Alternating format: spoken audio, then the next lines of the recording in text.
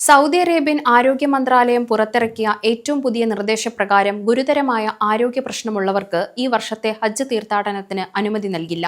കഠിനമായ ചൂടും ശാരീരിക അധ്വാനവും വേണ്ടിവരുന്ന ഹജ്ജ് കർമ്മങ്ങൾക്കിടയിൽ തീർത്ഥാടകരുടെ ജീവൻ സംരക്ഷിക്കുക എന്ന ലക്ഷ്യത്തോടെയാണ് ഈ കർശന തീരുമാനം. യാത്രാനുമതി നിഷേധിക്കപ്പെടുന്ന വിഭാഗങ്ങൾ ആരൊക്കെയാണെന്ന് ആദ്യം പറയാം. ഈ വിഭാഗത്തിൽ നിങ്ങൾ ഉൾപ്പെട്ടിട്ടുണ്ടെങ്കിൽ ആരോഗ്യ പ്രശ്നങ്ങൾ ഉള്ളവർക്ക് ഈ വർഷം ഹജ്ജ് വിസ അനുവദിക്കില്ലെന്ന് സൗദി മന്ത്രാലയം വ്യക്തമാക്കിയിട്ടുണ്ട്.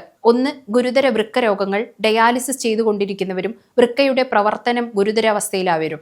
2. ഹൃദയ സംബന്ധമായ അസുഖങ്ങളുള്ളവർ, ഗുരുതരമായ ഹൃദയസ്തംഭനമുള്ളവർ, ശ്വാസമുട്ടൽ നേരിടുന്നവർ. 3. ശ്വാസകോശ രോഗങ്ങൾ, ശ്വസന പ്രക്രിയ തടസ്സപ്പെടുന്ന തരത്തിലുള്ള വിട്ടുമാറാത്ത ശ്വാസകോശ രോഗങ്ങൾ ഉള്ളവർക്ക് വിസ ലഭിക്കില്ല. 4. ക്യാൻസർ രോഗം മൂർജിച്ച അവസ്ഥയിലുള്ളവർ. 5. പ്രായമായവരിലെ അവശതകൾ, വാർദ്ധക്യ സഹജമായ ബുദ്ധിമുട്ടുകൾ കാരണം സ്വന്തമായി കാര്യങ്ങൾ ചെയ്യാൻ കഴിയാത്തവർ.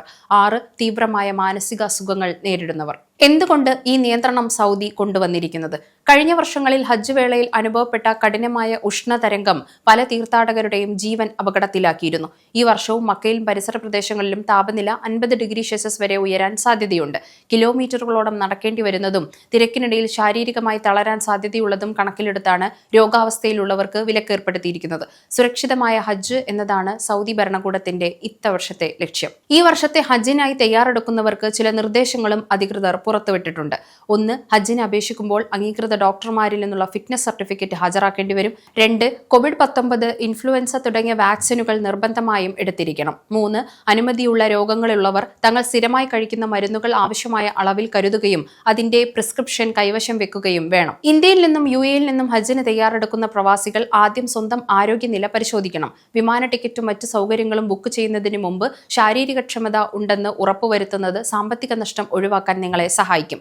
ഈ പുതിയ നിയമം തീർത്ഥാടകരുടെ സുരക്ഷ മുൻനിർത്തിയുള്ളതാണെന്നും എല്ലാവരും ഇതിനോട് സഹകരിക്കണമെന്നും സൗദി ഹജ്ജ് ഉംറ മന്ത്രാലയം അഭ്യർത്ഥിച്ചു. ഹജ്ജ് വിസയ്ക്കായി അപേക്ഷിക്കുമ്പോൾ സമർപ്പിക്കേണ്ട രേഖകൾ എന്തെല്ലാമാണെന്ന് പരിശോധിക്കാം. വിസയ്ക്കായി അപേക്ഷിക്കുന്ന തീയതി മുതൽ കുറഞ്ഞത് 6 മാസമെങ്കിലും കാലാവധിയുള്ള ഒറിജിനൽ പാസ്പോർട്ട് ഉണ്ടായിരിക്കണം.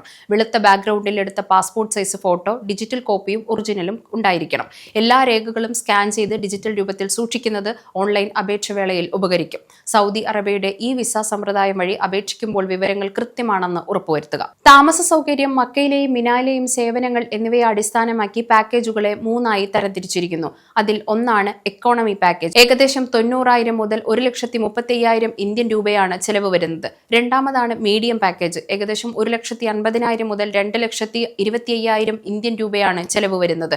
പ്രീമിയം പാക്കേജ്, അതായത് VIP-കൾക്കുള്ള പാക്കേജ്, ഏകദേശം 2,50,000 രൂപയ്ക്ക് മുകളിൽ വരും. ശ്രദ്ധിക്കുക, വിമാന ടിക്കറ്റ് നിരക്ക് ഇതിൽ ഉൾപ്പെടില്ല. അത് നിങ്ങൾ യാത്ര ചെയ്യുന്ന രാജ്യത്തെയും എയർലൈൻസിനെയും ആശ്രയിച്ചിരിക്കും. നിലവിൽ ഹജ്ജ് വിസയ്ക്ക് സൗദി സർക്കാർ പ്രത്യേക ഫീസ് ഈടാക്കുന്നില്ല. എന്നാൽ ഓൺലൈൻ പ്രോസസിംഗ് ഫീസ് നൽകേണ്ടി വരും.